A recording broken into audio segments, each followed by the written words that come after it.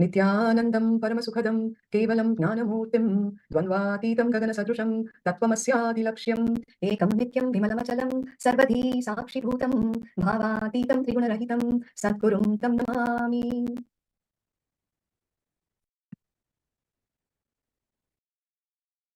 All right. May I request the participants to please come in front of the camera, switch on the camera so that I know whom we are talking to. Chayan Sharma. Thank you, Aya. Thank you. Kimli Choi. Yes. Nice to see all blissful faces. Yeah. So Bhagavan says human beings have evolved. The Darwin's theory of evolution is not the complete truth. Yes, we evolved from earlier primitive life forms, but then the entire truth is that the consciousness has descended. While the human body mind system evolved, the consciousness has descended. If on an average, if we were to say that it's been a million years since the man became monkey, unfortunately, man is stuck as man for more than 10 million years. It's not like the factual data, just to give a comparative understanding. So he says it's time for human beings to evolve with a super conscious breakthrough. And whenever that conscious breakthrough has to happen for human beings, descends the avatar. All the incarnations of Vishnu that have happened have given that kind of a breakthrough from, say, the Matsya Avatara to Kurma Avatara, Varaha Avatara, and so on and so forth. But whenever the superconscious breakthrough has to happen, the Paramashiva himself descends to give that very powerful breakthrough for all human beings. And Paramashivoham, Kailasa's Paramashivoham, is designed to give that very superconscious breakthrough to all you chosen blessed souls. So let's understand the Kailasa's cosmic science of Shaktis, training from Bhagavan Paramashiva's messages directly from Mahakailasa, revealed through the living manifestation, the Parama Avatara of Bhagavan Paramashiva, the Supreme Pontiff of Hinduism, Jagadguru Mahasannidhanam, His Divine Holiness, Bhagavan Nithyananda Paramashiva. Okay. Just give me a minute.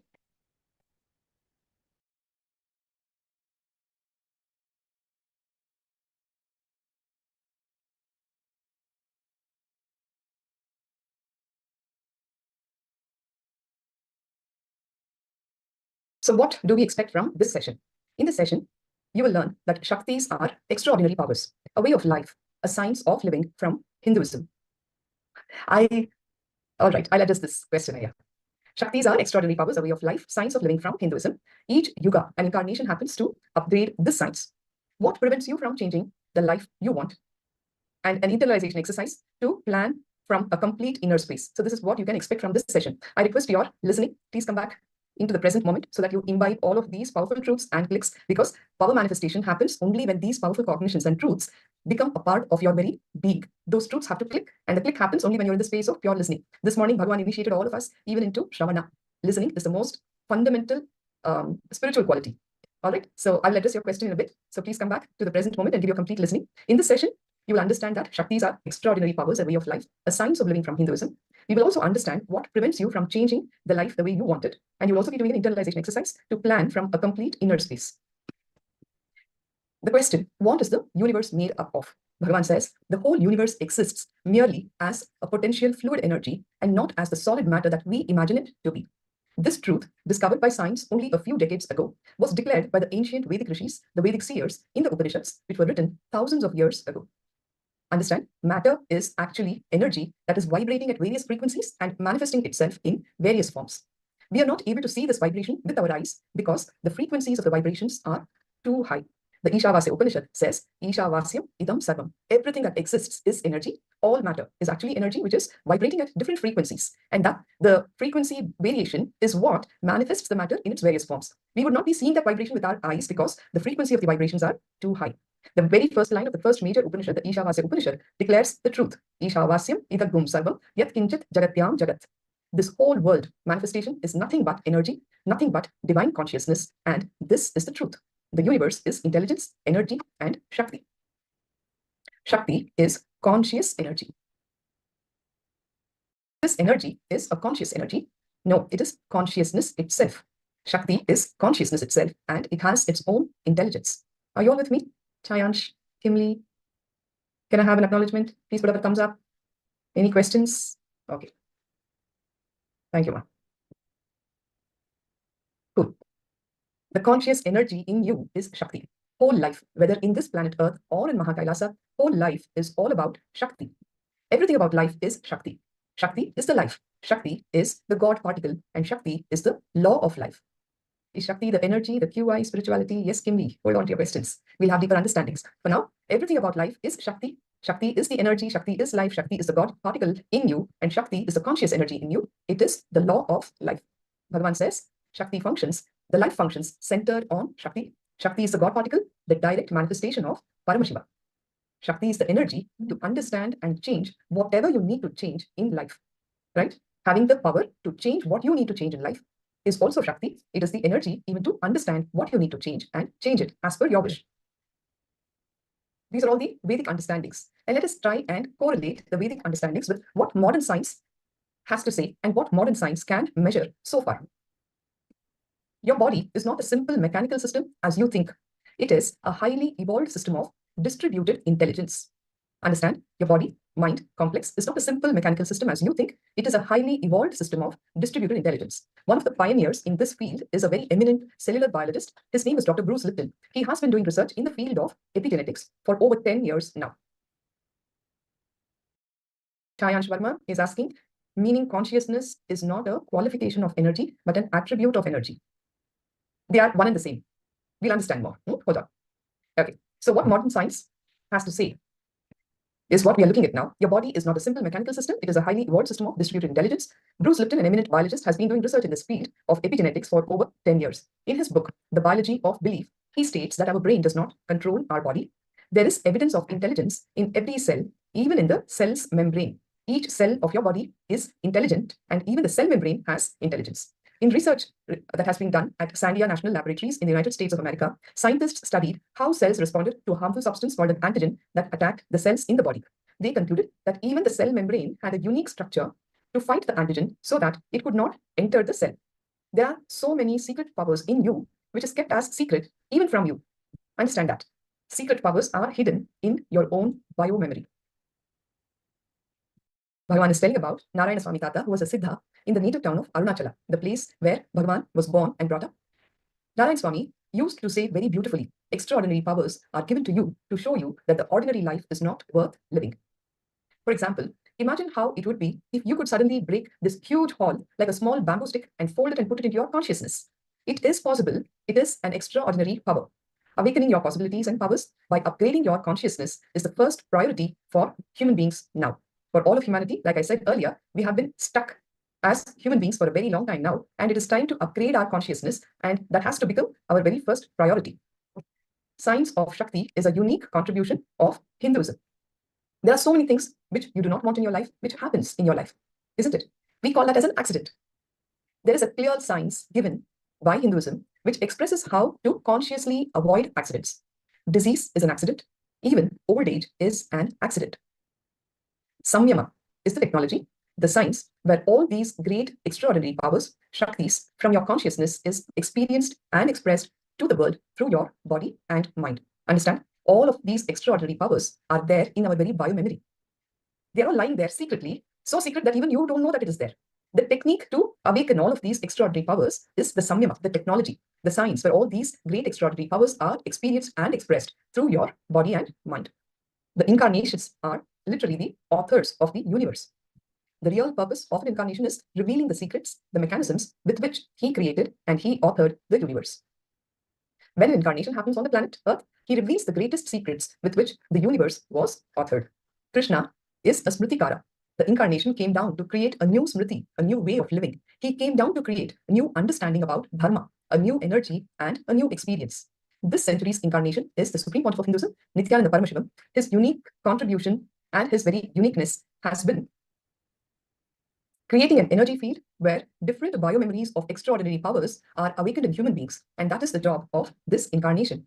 Extraordinary power is the landmark, the qualification, milestone of Hindu yogic Vedantic tradition.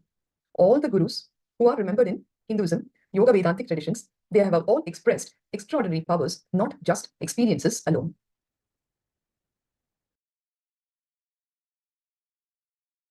Now look at the initiatives of the Supreme Pontiff of Hinduism over the past 27 years. Kailasa's micronations and macronations spread across over 50 countries around the world, creating the perfect ecosystem for Shaktis, the extraordinary powers, to manifest. Kailasa micronations have spread across more than 50 countries around the world.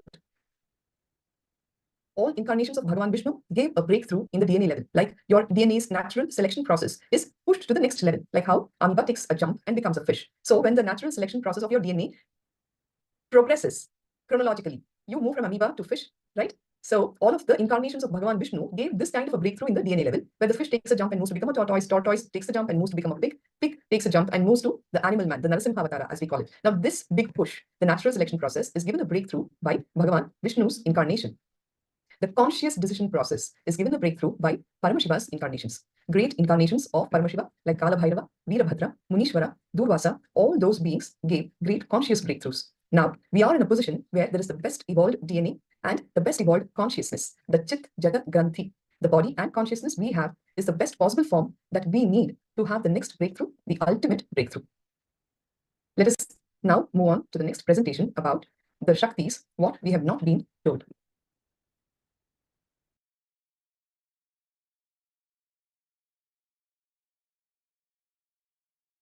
The signs of Shaktis, what you were never told. Whatever happens in the universe has a reason. It has a cause. Nothing happens by accident. Please internalize this truth. Everything that happens in the universe has a reason, and nothing happens by accident. If something happens in one side of the universe, something else happens somewhere else also. There is no such thing as a miracle. Everything happens only with a cause. There is nothing on this planet Earth which is actually a miracle, is the first truth. There is no such thing called inner world and outer world. The whole thing is one and the same. Again and again, it is your inner world that is projected in the outer world. Whether you believe it or not, accept it or not, want it or not, the truth is the truth. With this truth, I would want to explain with a very beautifully conducted research. If 100 people sit and meditate in one place, they do the unclutching meditation. In that place where they are, in that city, in that country, you will see so much of auspiciousness is happening, because you will radiate that space of peace and bliss that is inside of you. Your inner world and your outer world is one and the same. You project your inner world into the outer world. If the person in front of you is seeming extremely arrogant to you, please know it is your own arrogance that you are projecting on that person. Bhagavan always says, what people around you are a mirror to your own inner space. What you perceive in them is actually what is inside you. When I'm showing you one finger like this guy is very jealous of me. You see, 4 fingers are pointing towards me. I need to look in and complete that component inside me. Then you will see that the whole world is so beautiful. You'll realize that you are a unique being. Everybody in this world is here, radiating their uniqueness. You will celebrate your uniqueness. You are no longer under the clutches of jealousy. Are you getting it? Again and again, it is the inner world that is projected in the outer world. And this is the truth. Whether you want to believe it now or no, accept it or not, want it or not, this is the truth. There is only one world, and that is your being. Whatever happens there, you start creating in the outer world. Just for a few days, from the moment you get up in the morning till the time you hit the bed, just start consciously expressing gratitude to yourself, to life around you. That when you wake up, just say, oh, thank God, you gave me yet another day to live my life. Start your day with that thought. Start your day with a smile on your face. When you get up from the bed, touch the bed with gratitude and say, wow, I had such a nice sleep thanks to the comfort that you gave me. Thank your parents. You may not want to verbalize it, but at least inside of you, have that thought. Thank my parents for what they have given me, what they have made out of me. Thank the sun. Thank the air that you're breathing, the water that you're drinking. Thank your whole body. It is the most beautiful, intelligent mechanism. In fact, every single action that your body performs is a real miracle. The fact that we are sitting here and talking all of these things, listening to such great truths given by the avatar, internalizing it. Your ears are receiving the information. Your brain is cognizing it all. You're going to live these truths in your life tomorrow. Right? How many times have you thanked your stomach for the job of digesting the food that you put in and converting it into the energy? Just practice this. The milkman who gets the milk to your house, express the gratitude in your heart towards him. Just for a few days, when you start doing this, you will see, oh my God, how much I have been showered with in my life. And all these days I was cribbing and complaining, such a baseless way of living life. Because when gratitude becomes your space of living, you will see that you will be attracting so many more beautiful happenings in your life. Even as an experiment, if you were to do this, consciously decide whatever happens in your being, you start creating in the outer world. You start expressing. If you're only cribbing and complaining all the time, you will be given enough reasons to crib and complain. And this is the truth of life. Understand, there is only one world, and that is your being. The process is so unconscious that you are continuously fighting with your own desires. Then, when something wrong happens in the outer world, you say, no, this I never wanted, but this has happened. But the truth is that you project the inner world onto the outer world, and there is only one world, and that is your being. Same way, before you express, you don't know what you are creating in your mental setup. Until the things that happen in the unconscious level come to the conscious level, you don't even know what is going on. This is where most of the humanity is stuck with. We are living in so much of unconsciousness and unawareness that when things start manifesting, happening in our life, we feel, oh, what did this happen to me? We don't even realize that we created it, we manifested it. You don't know what's going on until the things that happen in the conscious level come to the conscious level. Bhagavan is repeating, there is only one world, and that is your being. Whatever happens there, you start creating in the outer world, you start expressing. There are the types of Shaktis: Ichha Shakti, Gnana Shakti, and Kriya Shakti.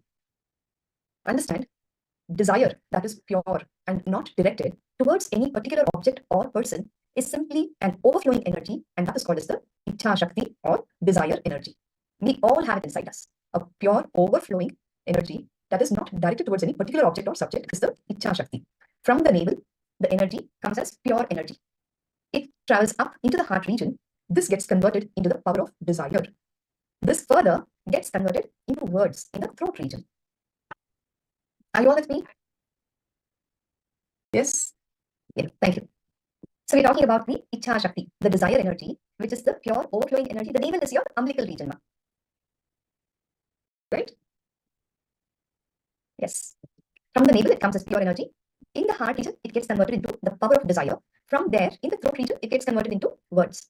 When energy gets converted into words, it is called as Vak. Vak, or the energy that comes from the navel, is like loose cotton. The cotton becomes thread in the throat region. See, basically, it is a analogy that we're trying to give you. The pure energy in the navel region gets converted into the power of desire in the heart, and when it comes to the throat region, it becomes the Vak, the power of words. The speech energy moves further to the brain, and there it stays as knowledge, or gets converted into a command. Now, this is called the power of action, or Kriya Shakti. Kriya Shakti is the power of action. Now, pure Ichha Shakti, or desire energy, which comes from your being, gets converted to Gnana Shakti, the power of knowledge, and then the power of action, which is the Kriya Shakti. Ichha Shakti becomes Gnana Shakti, and then the Kriya Shakti. If the energy is not processed and channeled properly, the knowledge and the action become disconnected from the power of the pure desire energy. Now, all the energy that is happening from your navel as the Ichha Shakti needs to be processed and channeled properly so that it becomes knowledge and action to manifest that desire in your life.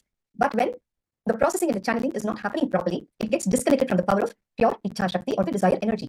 Understand, the knowledge and action should be in tune with the desire energy. Then it forms a virtuous cycle of desire leading to better knowledge, action, which in turn leads to clearer desires. Is this making sense for all of us? Right? Yes. You desire that you want to make 1 crore rupees. Okay. And then what do? You pull your rug and go to sleep. Are you going to manifest that in your life? When the desire should manifest into the right knowledge and right action so that you see that 1 crore happening in your life. How to channel the energy properly? Yes, that is what the whole program is about. Continue to be there. We'll be getting into the deeper understandings and also the internalization exercises. Yes, so you have a desire to make $1 million. If it gets converted properly as knowledge, you will have a clear plan and do the right actions to become a millionaire. If the desire energy gets converted as too much of knowledge and less action, then you will end up only thinking more and more, building castles in the air. On the other hand, if the desire energy gets converted as too much of action and less knowledge, then you will end up working blindly, right? For example, you may work really hard, like driving a truck from Los Angeles to New York, but can you become a millionaire this way? Is it going to happen? You have the desire, and the Kriya Shakti is expressing in the form of just driving a cab or a truck. When are you going to become a millionaire this way? There is action, but not the right knowledge. So the proper conversion of the desire to knowledge and action, both has to happen. On the other hand, if you're just sitting and gaining all the knowledge how to become a millionaire, you're just researching, reading so many books, you're watching so many videos, but you're not moving your butt from that place. All day, for years together, you're stuck in the same room with zero action. Is it going to happen? Either way, it's not going to happen. The reason why this conversion does not happen properly is lack of awareness. We're coming to the answer to your question, Emily. The conversion not happening properly is because of lack of awareness. When you are honest and integrated with the desire, there is no conflict and the conversion happens properly. What is causing the lack of awareness is the next question. The answer is conflicting desires. You're constantly thinking, my headache should disappear. My headache should disappear means what? You are strengthening the headache. See, Somti says your words are very, very powerful. When you say my headache should disappear, as much you're empowering should disappear, you're also empowering the word headache. So it's not going to leave you. So this is an example of a conflicting desire. Your desire should not have any perversion. It should not have any self-contradiction. Only then you will be attracting wealth in your life. Otherwise, see, when your Ichha Shakti, if it is not simply becoming Kriya Shakti, you will only have more and more tiredness in your life. Did you understand the point? Right? Yes, good. So let us now intra-analyze all of these truths in our own life. Write down all the desires that you have related to money in all the 3 forms: earning, spending, and saving. Please pull out your pens and your books. It's necessary that you write for your own clarity. It's not that we're going to rate you and give marks for all this. When you start writing, a lot more clarity will evolve for you. And that is why you're requested to write. Please pull out your pen and paper and start penning down all the desires that you have related to money in these three aspects of money: earning, spending, and saving.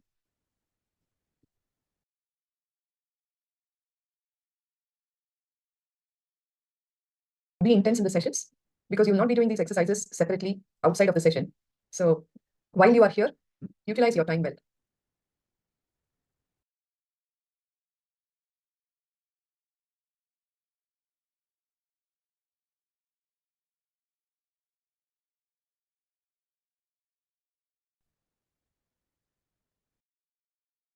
Each aspect of wealth creation.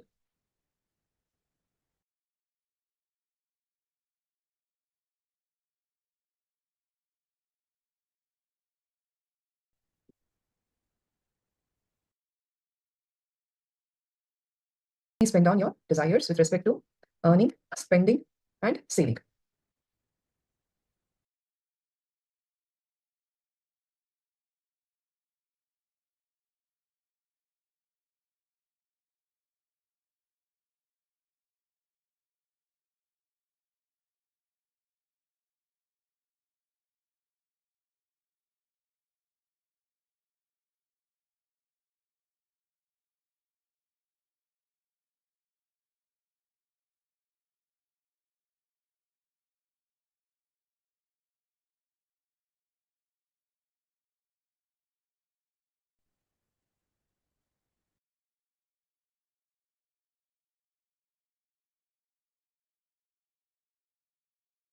Yes, I see Ma Frederick and Chayansh doing the exercise well. We continue. Where are you from, Ma Frederick, Nithyananda Ma? You can message, yes. Chayansh Verma, where are you attending from?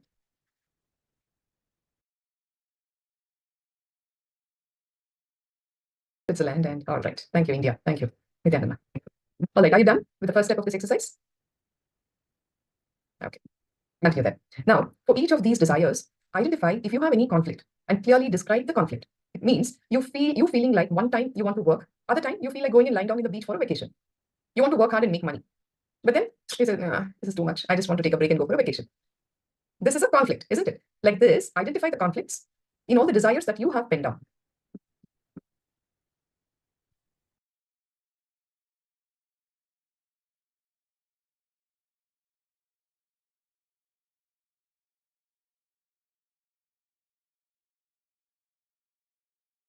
Awareness is like the torch that you're taking into the darkness of your very being.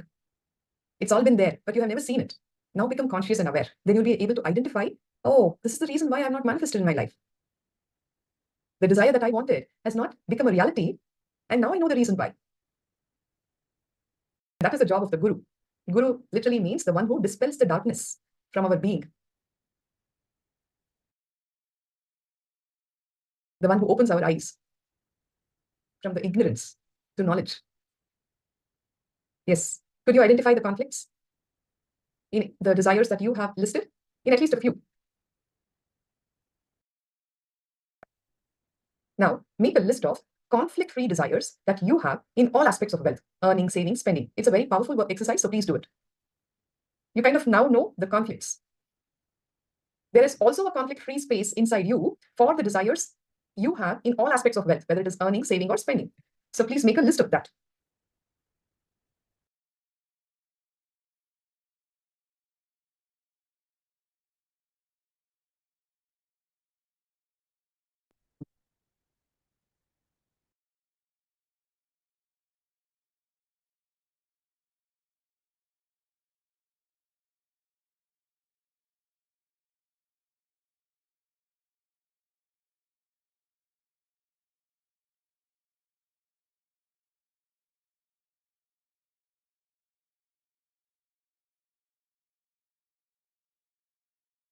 All the conflict-free desires with respect to wealth. Please enlist them on.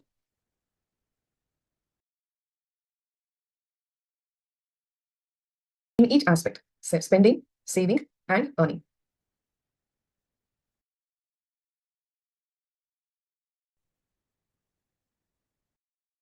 Understand, anything that you plan with your mind is conflict. Really, that is the truth. Anything that you plan in a complete silent inner space is planning. Anything that comes with the mind is conflict, because all that your mind knows is conflict. And anything that comes from a complete silent inner space is planning, says Bhagavan. The example to manifest Ichcha, Gnana, and Kriya Shakti.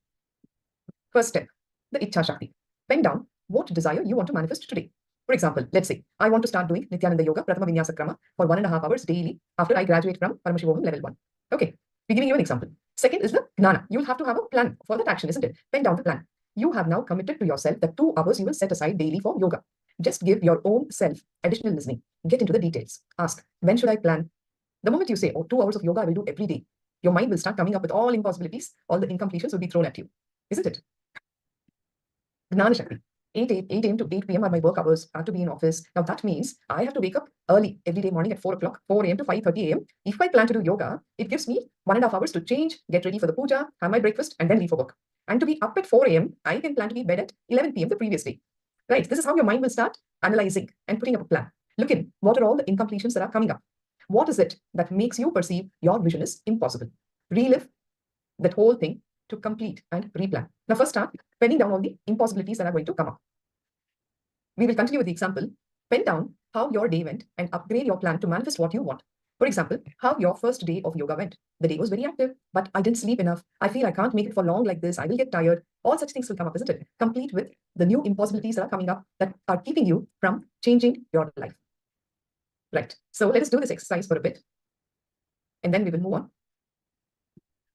I just gave you a rough skeletal structure of how this whole thing will evolve for you when you start using your mind, because the mind always is conflicting and it will throw up impossibilities. So we need to understand that first to move into the space of real planning, authentic planning from a complete inner space. So let us all do this now. Whatever that one desire that you want to manifest today, we've just given you the example of yoga. You can work it out for any other desire, whichever desire that you want. Pen down the desire first. Second, pen down your plan. Suppose you want to crack some competitive exam. All right, that is your desire. Now you have a plan of action. Okay, this every day I will wake up at this time. This much hours I will give to studies. Like that. Whatever it is. I'm just giving an example. Or you want to lose weight. So what is your action plan for the same? Start penning it all down and see what are all the incompletions and impossibilities that are coming up in you.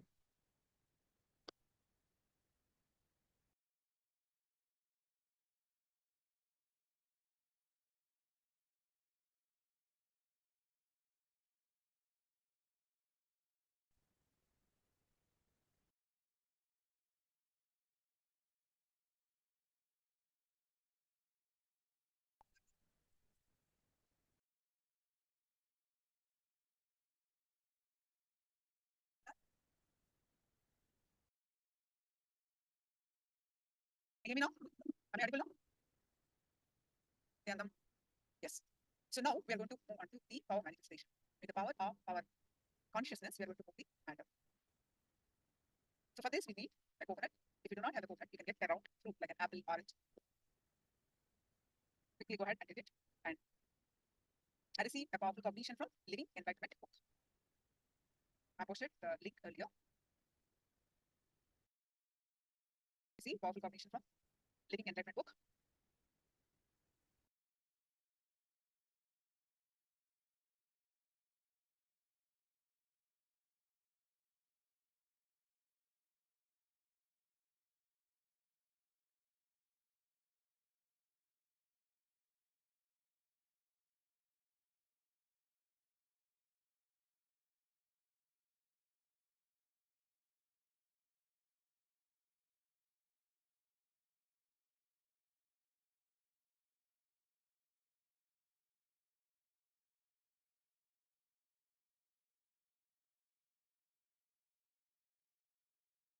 Now,